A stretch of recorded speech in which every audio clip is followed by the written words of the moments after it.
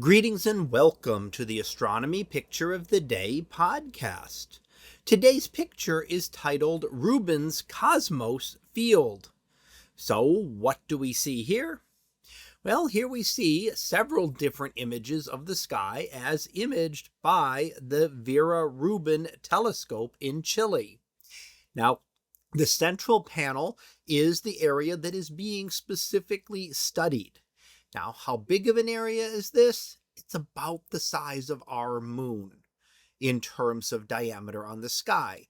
So our moon has a diameter of about half a degree. This is a little bit larger than that, but it's not much bigger than the full moon in the sky.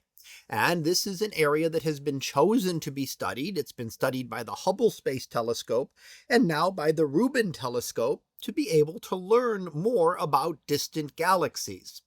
Why select this specific area? And it turns out that it's one that has very few stars from our own galaxy in it. So there's nothing here. When you look out, it's essentially empty space when you're looking out there. You don't see anything. But longer exposures bring out more and more detail and allow us to see those very distant galaxies, many of them billions of light years away from us. Now, around this, we have 10 other images which show the various sections here. So you can see within the inner image, there are 10 different sections labeled, and each of those is then studied in more detail up close. And that's where we're seeing some of the very interesting galaxies and the wide variety of shapes that the galaxies seem to have. So you can see some that look much like spiral galaxies, such as number 4 off to the left. You can see others that have other shapes as well. They might look like partially spirals or rings or other types of galaxies. Some of them look like they've interacted together. They have tidal streams in them of material. And we think that galaxies did interact a lot more long ago than they do today. We still have galaxies interacting today, but long ago, the universe was smaller, galaxies were closer together, and therefore interactions would have been much more common.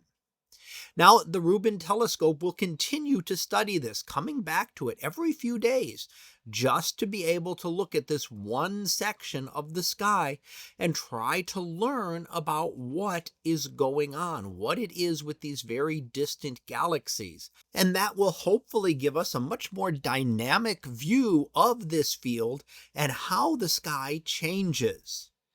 Taking a look at that central section one more time, and we look at how many galaxies there we estimate in this section, about the diameter of the full moon on the sky, about 500,000 galaxies. Makes you think about how many galaxies there are out there, because you can imagine how many full moons it would take to fill the entire sky.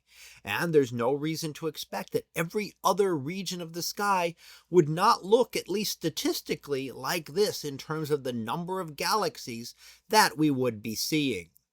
So that was our picture of the day, titled Rubin's Cosmos Field. We'll be back again tomorrow for the next picture.